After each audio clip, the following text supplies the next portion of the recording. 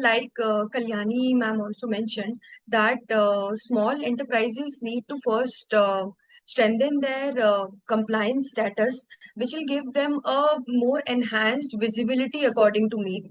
That yes, they are compliant, and companies will have more comfort with them. That yes, we can invest with them. And at a company's board and CSR committees level, they will have a comfort that yes, well, earlier while selecting these NGOs, the companies would not be very comfortable like that, that these are small, maybe the documentation is not very strong, like Akshata also mentioned, the documentation might not be also very strong, or what kind of ethics they are following. So according to me, the small enterprises, the small NGOs might first strengthen their compliance framework. And secondly, I would feel that they need to strengthen their visibility also in the market. That they need to try to collaborate with the big players in the market, big companies in the market, which will give them more credibility. That yes, we are also able to do these things which the big NGOs are doing.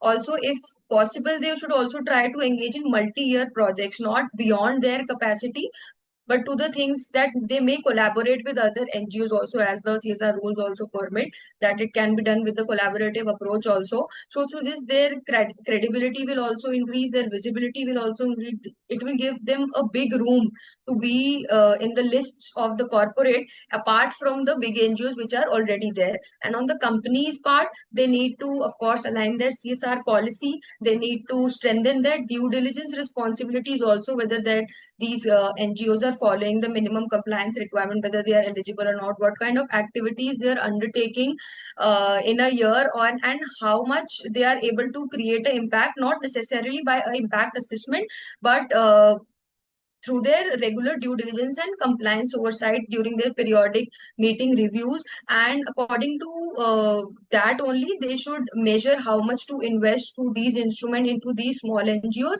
and through other NGOs as their traditional route.